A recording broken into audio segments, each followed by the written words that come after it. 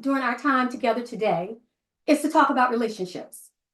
And so I'm going to start off by asking a Canvas question.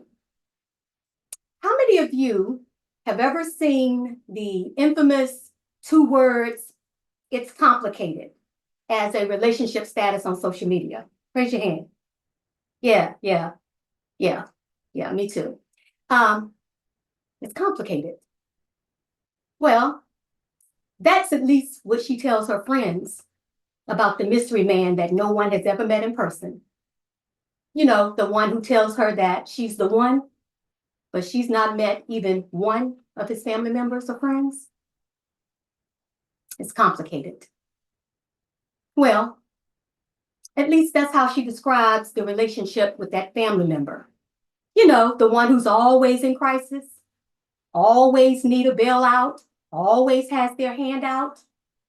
But the moment she sets a boundary or says no, they're the first ones that's pointing their fingers, reminding her of who she used to be, using her past to manipulate her present. It's complicated. Well, at least that's what she tells herself about the boss, who takes all the credit, but none of the blame. You know, the boss who calls it teamwork when it's time to present her ideas, but then calls it individual performance when it's time for promotions or raises. It's complicated. Well, at least that's how she justifies her 20-year friendship with a true energy vampire. Someone who drains her energy, floods her phone with drama, expects her to drop everything for their every emergency. But they are mysteriously absent when she's celebrating wins. They can't find the like or share button on any of her socials when she's shining. They can't seem to ever show up when she has important events or major milestones. It's complicated. Here's what fascinates me most about this whole phenomenon, is that it didn't just become a relationship status. It has become a shield. It has become something that can capture the gray area, right? You know, that space between yes and no. That territory between we're together or we're apart. We're defined, we're undefined. It's complicated has become a way to avoid looking directly at our truth. But queens, here's the truth. It's not complicated at all. You see, it's complicated has become our cultural permission slip to stay in relationships or situationships that don't serve us. Because while we've been saying it's complicated, I'm going to tell you, we've really been saying, I'm afraid to make it simple. So today, we're going to look at why we accept the unacceptable, why we negotiate the non-negotiable. We're going to address why we keep choosing confusion over clarity, compromise over conviction, and chaos over peace. So for these next few minutes, I just want to talk to you like we're sitting in a Starbucks, sipping on a cup of coffee. Is that all right? Good. Because, sis, your next chapter is about to get real simple. So let's talk about the first thing that we need to uncomplicate our relationships. And that is quite simply clarity. You know, when we say that a relationship is complicated, what we are often doing is creating a category, a box, a space where less than standard behavior becomes acceptable, becomes normal. Now, just walk with me for a minute. Let's get there. Real talk. When was the last time you heard somebody say it's complicated and it really meant that the situation was truly complex. You know, like it required a PhD in relationship dynamics to be understood. No, no. More often than not, when we say it's complicated, what we're really saying is, I'm afraid to look at this with clarity. I'm uncomfortable with the truth. I'm not ready to make a decision. You know, it's funny because as women, we're already acculturated to put the needs of others ahead of our own, right? And for those of us who are mothers, and I have 4, you know exactly what that feels like at 3 a.m. when you are exhausted, but your baby is screaming at the top of their lungs because they need to be fed. Their need to be fed supersedes our need for sleep, period, with the T, period, right? But ladies, the relationships that we need to address, now you may call them baby, but they're far from babies, right?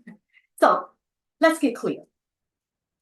We say it's complicated when someone treats us like an option instead of a priority. We say it's complicated when someone treats us like a part-time job instead of a full-time commitment. We say it's complicated when someone treats us like a convenience store, like we need to stay open 24/7, but they only show up when they're running on empty. Let me dig a little deeper. We say it's complicated when they only call you when they need something, like you're this emotional ATM.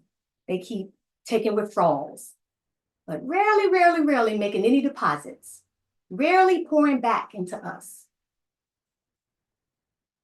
We say it's complicated when they keep us hidden or refuse to define the relationship. So we find ourselves living in the shadows of someone else's shame, game, or indecision. It's like we're some kind of secret that needs to be kept instead of a blessing that deserves to be announced. But sis, let me tell you, here's what I need you to understand. And I need you to really hear me on this. It's not actually complicated, not at all. It may be painful. It may be difficult. It is almost most certainly uncomfortable. But complicated? Nah, sis. There's absolutely nothing complicated about it. So let me give you an example of what I mean. I had this friend who was constantly in 911 mode, like crisis mode all the time. And most of the time, it was for behaviors that she kept repeating over and over again, right? I tell you, I wish I had a dime for the number of nights that I sat on the phone with her and held her through her rants and her tears. But would it surprise you to know that I can't think of a single time that this friend ever held space for me? I actually can't remember a single time that this friend ever liked, shared, supported, recommended, referred anything with respect to my life, my businesses, or my other endeavors. You see, the imbalance of our relationship was crystal clear. Nothing complicated about this imbalance. Difficult? Yes. Painful? Oh, yes. Complicated? Absolutely not. You see, when someone only gives you part of themselves, that's not complexity. That's choice. When someone only shows up when it's convenient, that's not complexity. That's choice. When they support you and praise you, say that you're the best thing since sliced bread behind the scenes, but not when other people are watching, that's not complexity. That's choice. But now, here's the part that might sting a little bit. I love you. I promise I do. It's not just their choice to give you less than you deserve that's problematic. It's your choice to accept it. It's your choice to normalize it. It's your choice to complicate it. That's really the problem. So, and that didn't sting too bad, right? I love y'all. I promise. I promise. Listen, we create complications when we are afraid to face simple truths. We call it complicated when we know we deserve more, but we're afraid to demand it. When we see red flags, but we keep color coding them as pink. When we feel the emptiness, but we keep filling it with excuses.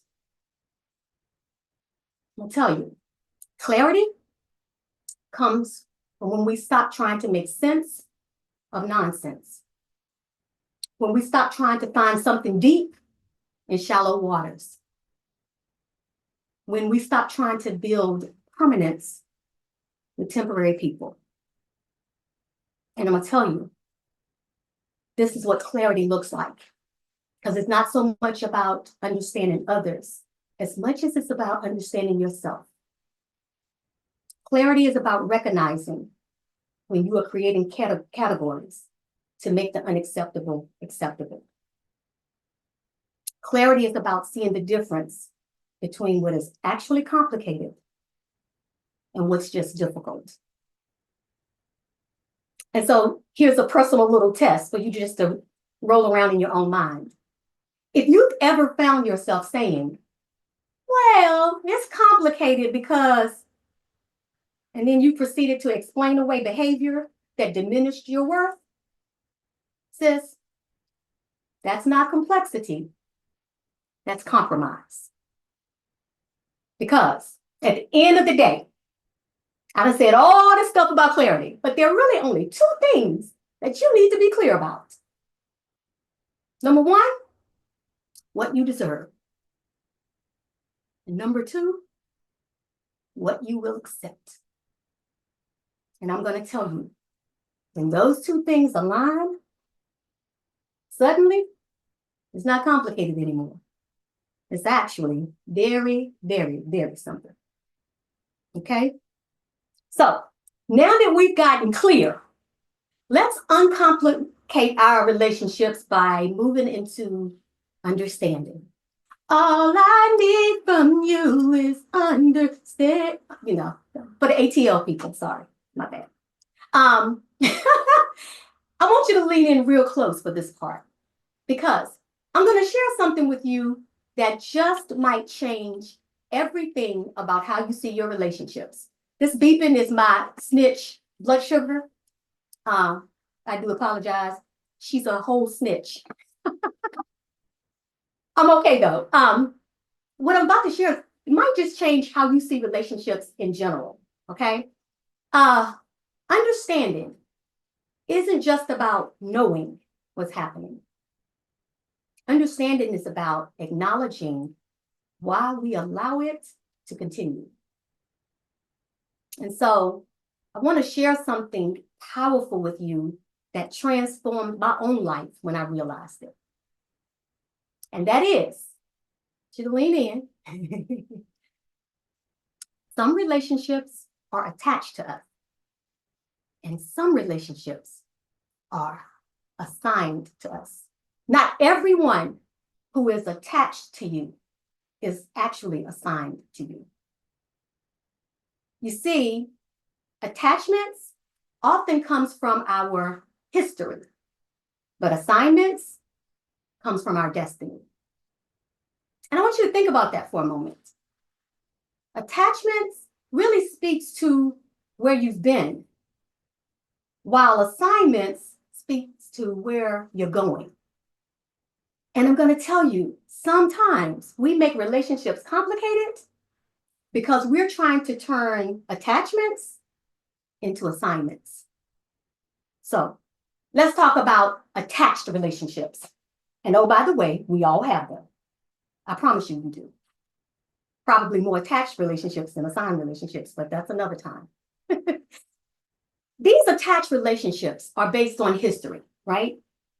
These are the people that remember every version of you, every mistake, every struggle. These are the people that hold on to the memories of who you were. And sometimes, y'all, they hold so tight that they can't even entertain the thought of who you're becoming. These are the relationships, they say things like, remember when you used to, ... Or you always been, ... And I'm going to tell you, most often, the thing that comes behind the ... aren't your best qualities or your shining moments, right? They don't ever say, remember when you made all A's? Remember when you won the spelling bee?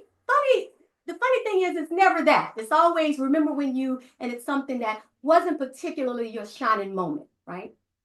You see, attached relationships, they find comfort in your familiar patterns, in your old behaviors, in the version of you that they've grown comfortable with.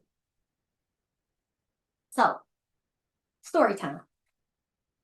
For me, the metamorphosis for me of changing that DR before my name from Dirt Road to Doctor revealed a lot about the nature and quality of my relationships.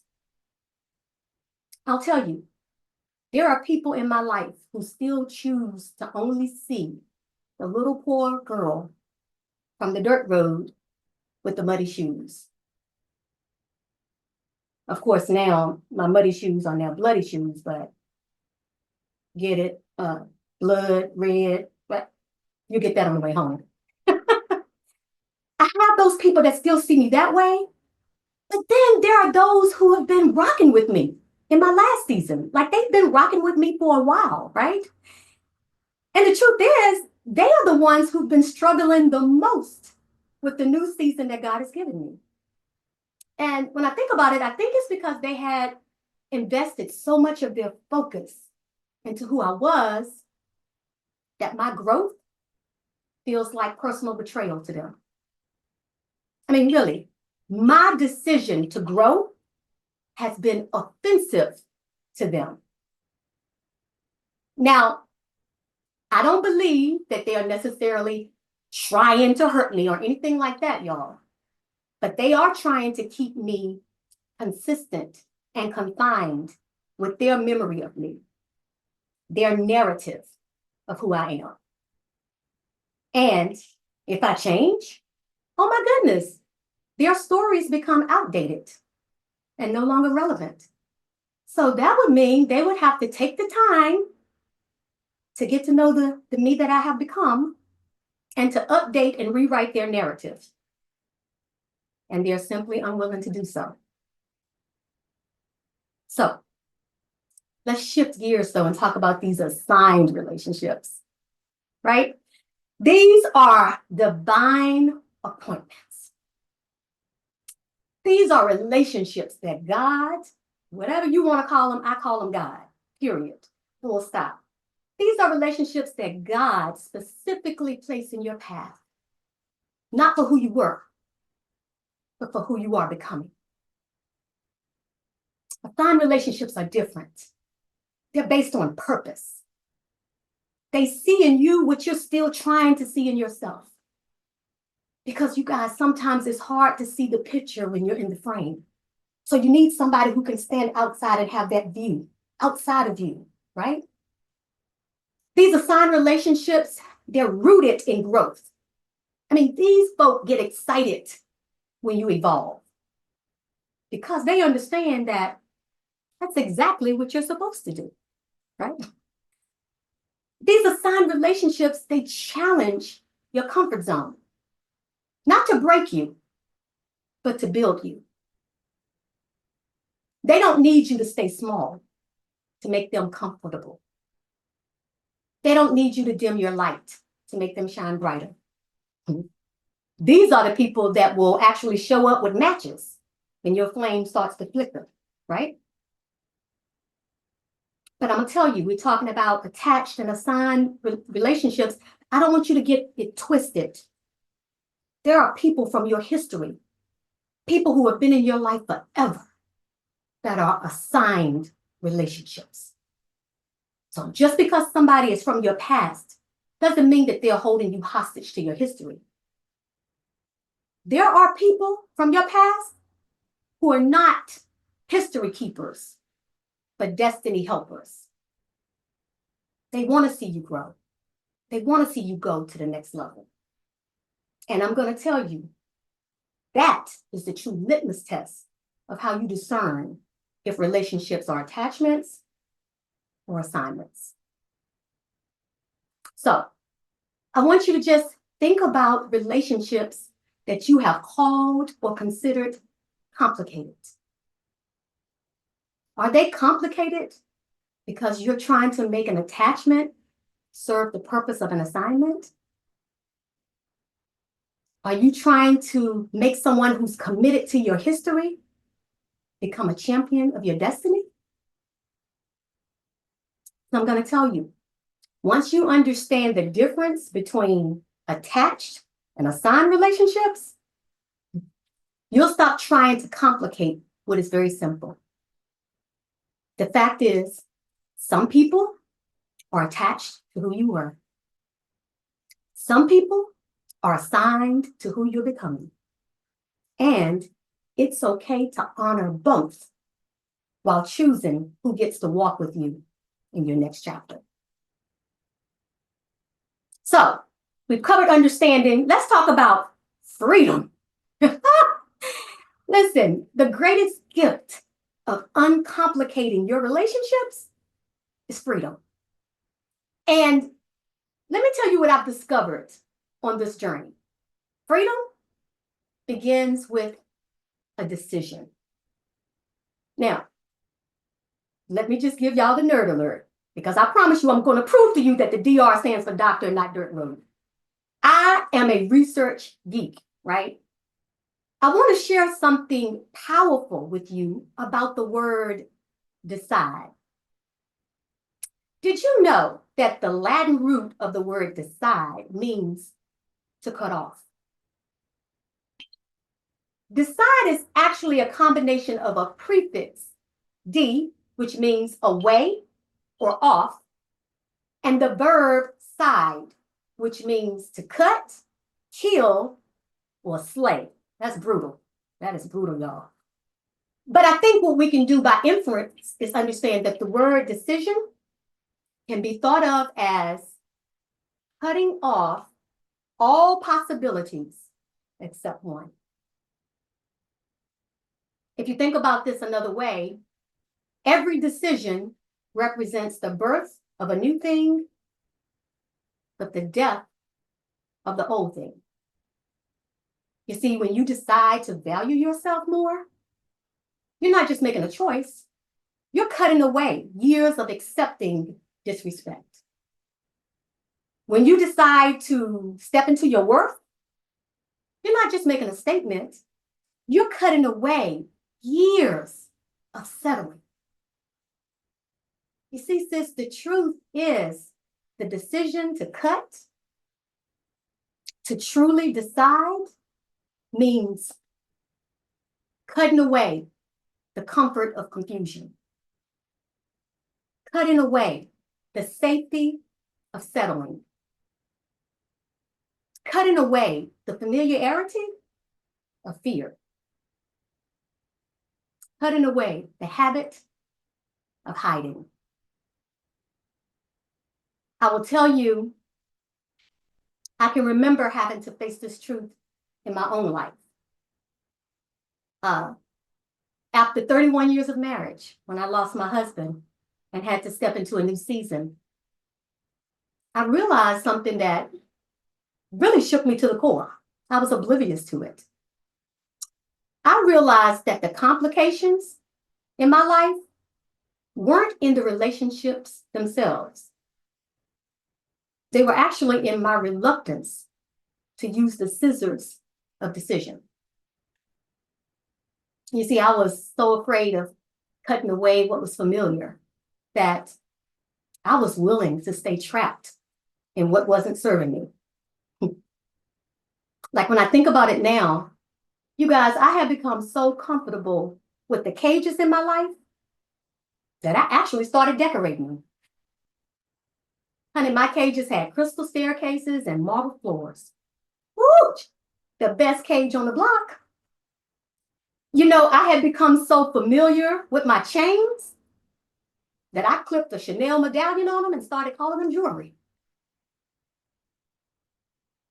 You see, the thing about the cage that I really had to face was that a lot of it had to do with my lack of making a decision about the people that needed to be placed in a different box. You know, during that time, I realized that some of the people that I thought loved me the most, who had been attached to me the longest, simply could not handle my transformation. This is crazy, but I realized that there were some people who loved me in my trauma, but couldn't celebrate me in my triumph. They were in my circle, but not in my corner. And here's what I learned. It's not their fault. People come into your life for a reason, a season, or a lifetime. Some people are committed to your past season, and that's okay because they were seasoned people. They're being exactly who they were supposed to be. The complication comes in when we try to drag reason and season relationships into lifetime purposes. But sis, I came to set you free. So let me talk about what freedom looks like, right? Number one, freedom is saying, this isn't working for me. Period. Full stop. No long, drawn out explanations or justifications. This isn't working for me. Second, freedom is walking away. When a situation is not serving you and not doing the whole Bruno Mars thing of leaving the door open, just in case. Great song. I love it. Questionable decision, right? We're not leaving doors open, right? Freedom is being able and being willing to stand for something, even if you have to stand alone. And freedom is choosing your peace over other people's comfort. It's about choosing your growth over their grievances. It's about choosing your future over their memory of your past. Sounds good, right? Ooh, freedom. But I tell you, I would be setting you up for the okie doke if I didn't keep it real and talk about the price of freedom. Because freedom ain't free. I need you to understand that the decision to cut away, the decision to be free, will cost you. You see, some relationships will end, and not just the ones that you're choosing to cut away. Some people that mean a whole lot to you will watch you rise and realize they simply can't breathe at your altitude. Some people will judge. They'll call you selfish. They'll say you changed. They'll call you different. You're trying to be better than. And they will be right. Because freedom does change you. Some circles will close. Those comfortable spaces where you used to make yourself small will no longer fit you. And that's okay too, because you weren't meant to be contained or restrained. But here's what I know about us. We're ready. Girl, you don't know me. How do you know that? Let me tell you how I know. Because you're here. And because we've already been paying the price of complication. Complicated relationships have already been costing us. It's been costing us our peace. We've been giving it away, piece by piece, to keep other people comfortable. It's been costing us our power, dimming ourselves down to keep other people from feeling threatened. It's been costing us our potential, putting a cap on our genius so that other people won't feel inadequate. But sis, that price is too high. You've been paying in installments of your greatness. You've been making payments with pieces of your purpose. So I'm going to say to you, yes, freedom will cost you. But bondage, that's been bankrupting, completely bankrupting our souls. So when we talk about this thing with freedom, I want you to know it's not just about what you cut away.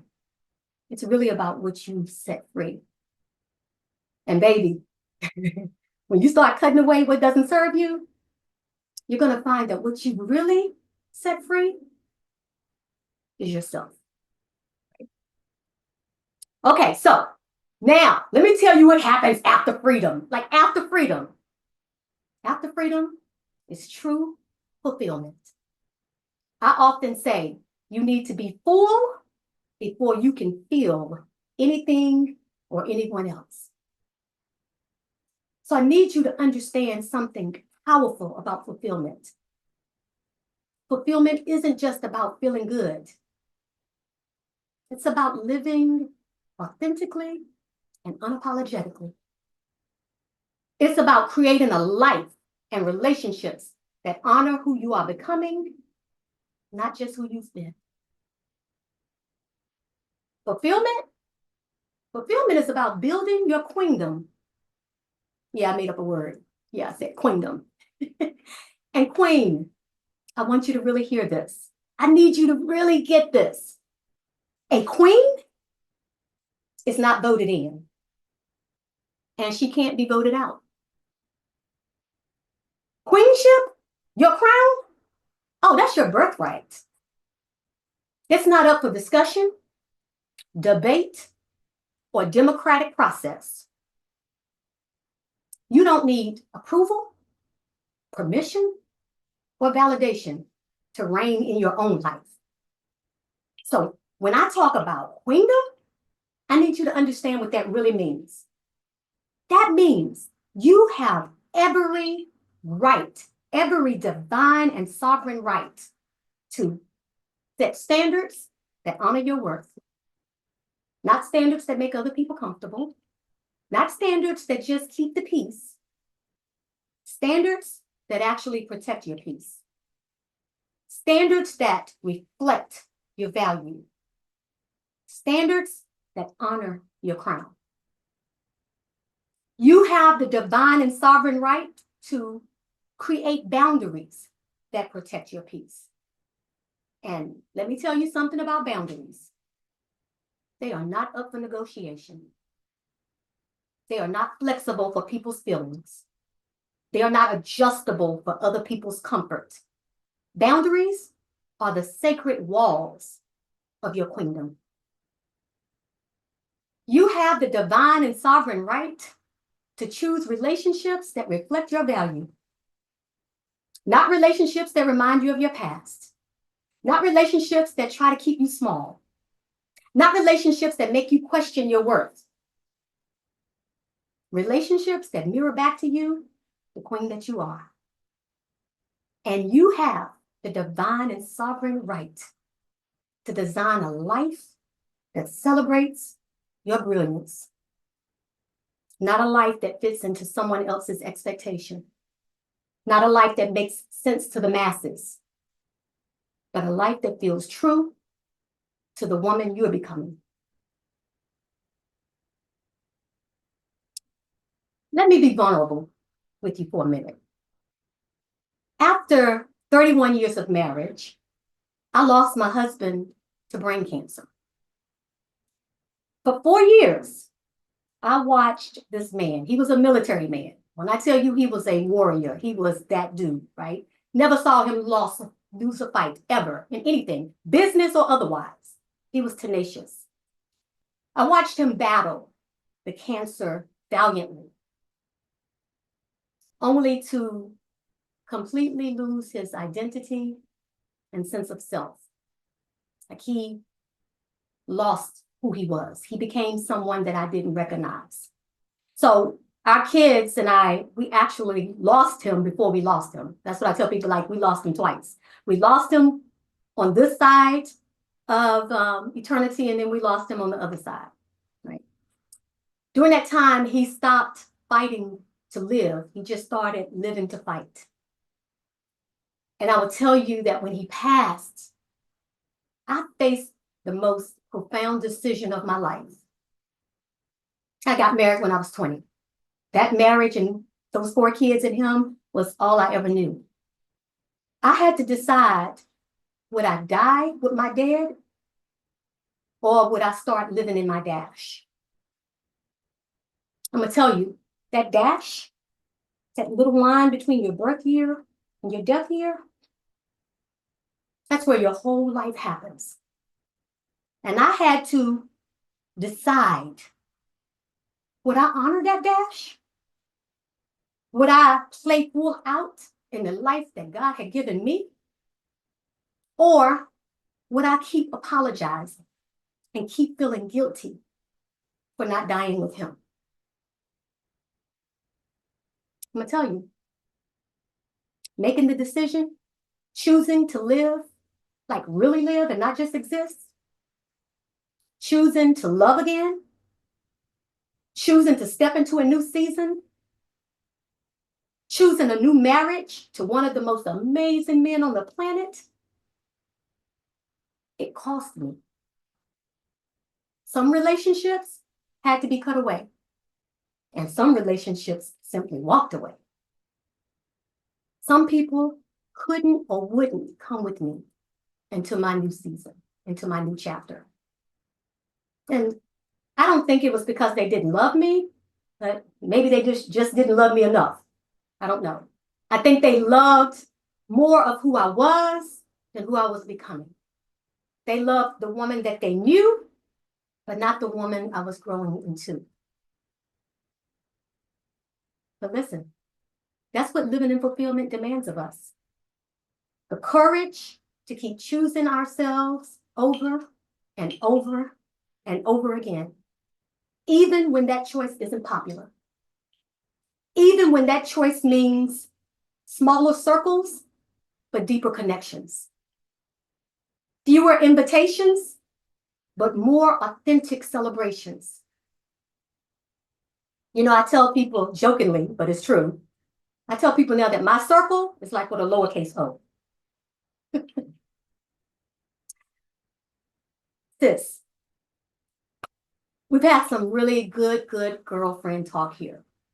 But before we close, I want to leave you with a final thought. One of the shows that I host is called What's the Tea with Gen X, Y, and Z?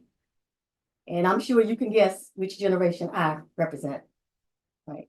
I'm the old chick at the table. Last season, we did an episode called Contracts, Clarity, and Cuffing, right? Which was all about dating and relationship perspectives across the 3 different generations. Now, our youngest generation, Gen Z, explained to us that they use the term cuffing, like handcuffing, to describe a commitment in a relationship. But I think there's something deeper here. I really think that there's something here that speaks to every single woman in this space, regardless of her generation. You see, the 4 points that I used today: clarity, understanding, freedom, fulfillment, C, U, F, F, wasn't by accident. Because the truth is, sometimes it's complicated because we find ourselves cuffed, tethered, chained, linked, to situations, relationships, and versions of ourselves that keeps us playing small. Cuffing is all about connection. So what or who are you staying connected to that's keeping you small? And here's some more truth. Sometimes we're really not cuffed by others.